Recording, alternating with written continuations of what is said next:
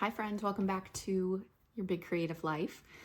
The topic for this week is something that was inspired by a video I did a few weeks ago that went viral that was unexpected. Isn't that always the case? It's like the videos that take you 2 seconds to make that get a ton of views, and then videos that you spend so much time and effort into like don't get many views.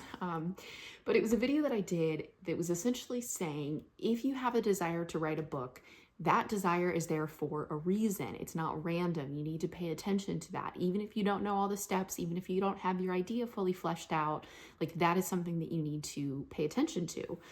And so there were a lot of comments on that video that were saying things like, well, I've got the idea, but I don't know what to do next. I have the idea, but I can't find time. I feel overwhelmed. And so I wanted to do an episode talking about my strategy, my suggestions for how to start writing a book if you have an idea, but that's it, like a loose idea.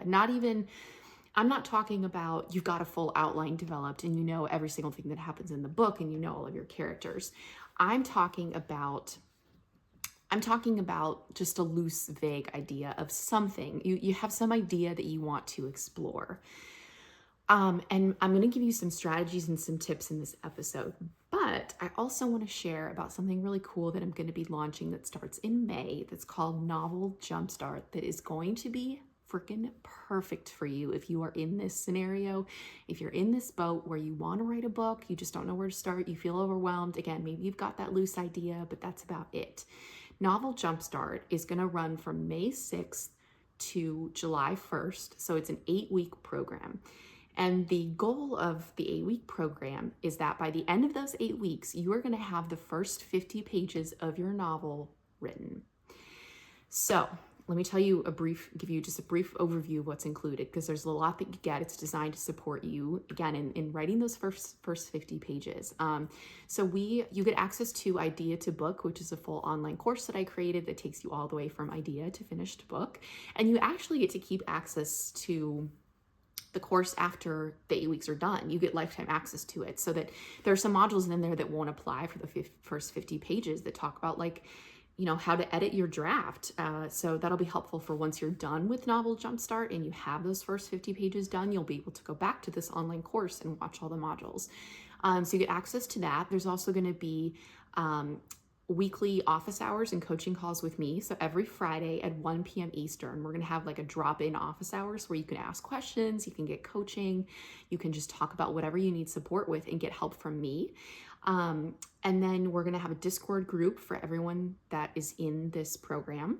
So there's a sense of community. You can ask questions, use it for accountability. And then you also get feedback from me at the end of the program on your 50 pages. So I'm going to do a manuscript evaluation that includes an editorial letter, a 3 to 4 page letter for you that gives you feedback and lays out my recommendations for your first 50 pages. So you get feedback on things like, your first page, characters, plot, dialogue, conflict, all of that good stuff. So because I'm giving you feedback on your pages, the spots are limited. I only have 8 spots that are available because I can't do, because I'm giving you feedback on your pages, I can't do that for like 100 people. So there are 8 spots open, and registration is going to start next week. Enrollment will open on April 29th. And then once those 8 spots are full, that's it. We'll start May 6th. Again, it runs through July 1st. So I'm going to put the link to the page in the description of this episode, below the YouTube video, everything, so you can check out all the information. And there's the FAQ section on there too. So if you have questions about like who this would be good for, when everything's held, just all the logistics and the details, definitely go check that out. Because this is the first time that I'm running this program, it's going to be cheaper than when I do the program again. So it's only 2 monthly payments of $299 for the coaching, the accountability, the full online course that you get access to forever, lifetime access to, the coaching, Discord group. What else am I forgetting? The feedback from me, the editing. That's a big component of it as well. So if you added up all those elements, it would be like close to $1,000. But again, because this is the first time I'm running it, it's just 2 monthly payments of $299. 8 spots available. Again, check out the link in the description of this episode or below the YouTube video if you want to get all the details on it, and be ready because enrollment opens April 29th. And then once it's full, it's full. So I'll let you know how many spots are available as they fill and keep you posted on social media for that. But that is going to be very helpful if you find yourself in this situation. So let's dive into it. Let's talk about how you can approach this process of writing a book, what my strategies are if you're just starting with a vague idea and you don't really know where to go from there. So the first thing that I suggest is something called a brain dump. This can be as loose or as structured as you want. This can be done with a pen and paper. It can be done on the computer, whatever form it looks like is fine. You get to decide. The value of a brain dump is that you are getting everything that's been swirling in your mind about this book onto the page. You can write it in sentences if that's how it comes out. You can do bullet points. Again, however you want to do it is fine. For some of you, this might be, you might fill up several pages with all of your ideas. Maybe you've got a few ideas about the setting. Maybe you have a particular scene that you've pictured. Maybe you know some details about your main character. And for some of you, maybe you don't know very much at all. Like maybe you only have a picture in your mind of a particular moment of the story that you want to tell. Maybe it's just a visual, something that comes to you that is just like you cannot get it out of your head. Whatever you have discovered so far about the story, put it down onto paper. Some of you listening will use this document that you've created, this brain dump, to then go on and build a loose outline. Some of you will just start writing. There is no one right way to write a book. Let me say that again. There is no one correct way to write a book. Some people prefer to have a detailed outline to work from before they start writing.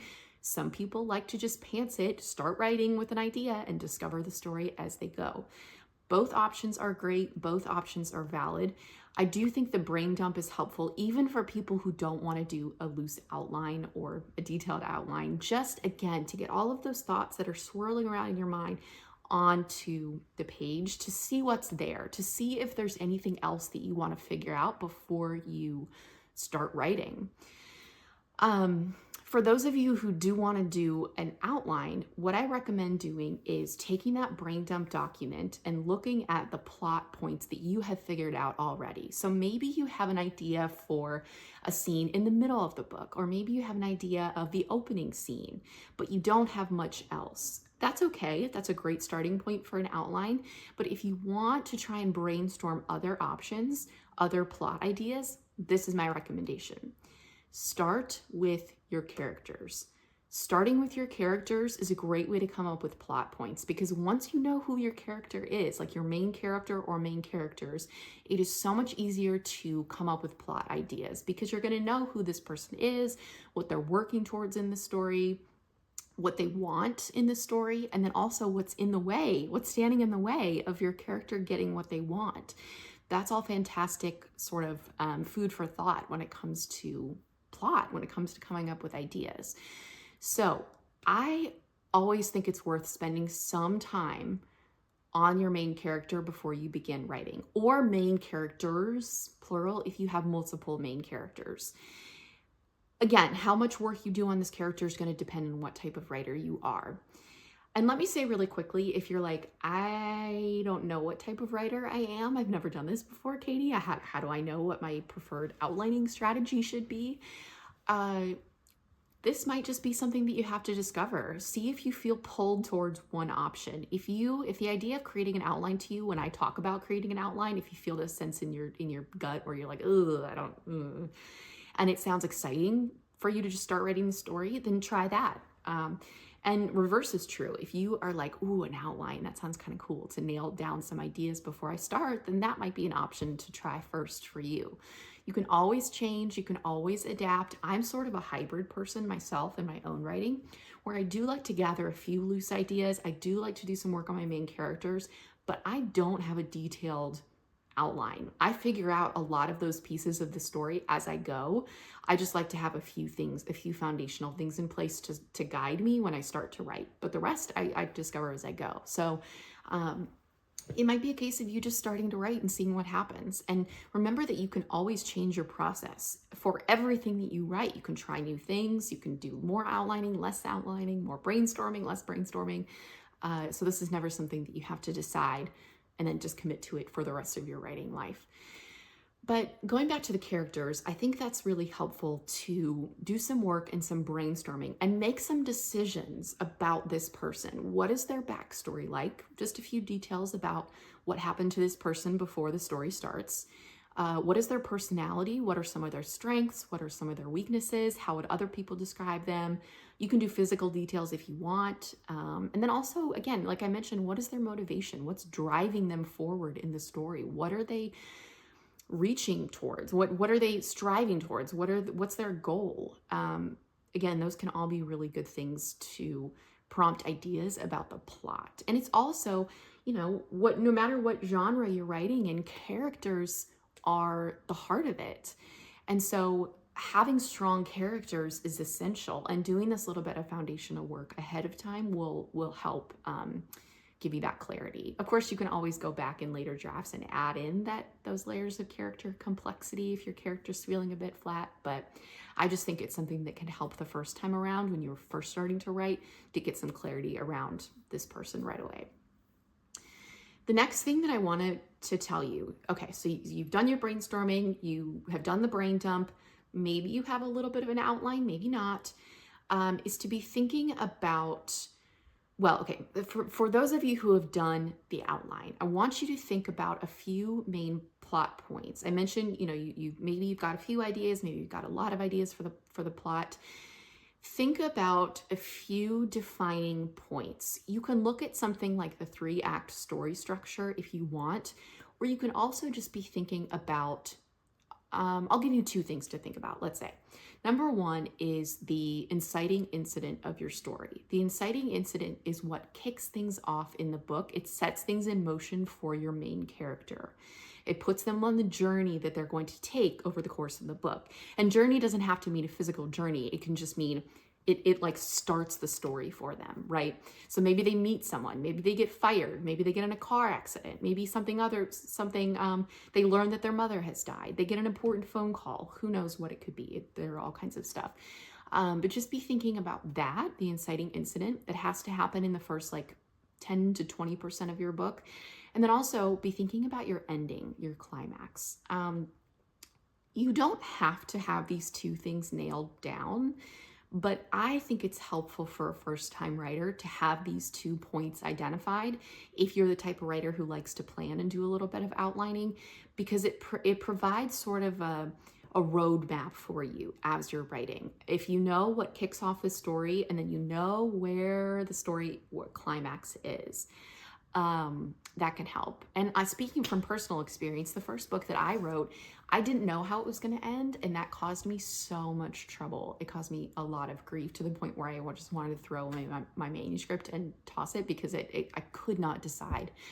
I had really written myself into a corner. So I just, now anything that I write, I always make sure I have a vague idea of the ending. Not all the details figured out, but I at least know where things are leading. So that's at least the type of writer that I am. Okay, the last thing I'll say about this, whether you are someone who likes to just start writing and figure out the story, or if you're someone who wants to do all that outlining and planning, you don't have to start at page 1. You do not have to start writing your opening scene first. That might sound groundbreaking and revolutionary and like I'm telling you to break rules, because that is how that felt when I heard someone talk about that at first. I didn't know that was an option. I didn't know that you could do that. Now, I am a chronological writer, meaning I start from page 1 and work my way through the story. Just because that's how my brain works, it's easiest for me to do it that way. But I have coaching clients, I have editing clients, I have people that I know, writer friends, who don't do that. They might start with a scene that's calling to them, that they are so excited to write, that happens in the midpoint of the book. If you're someone who just has a vague image of a scene, you can't really identify much about it, but you have this picture in your mind, start with that and then go back to fill in the gaps before that moment happens.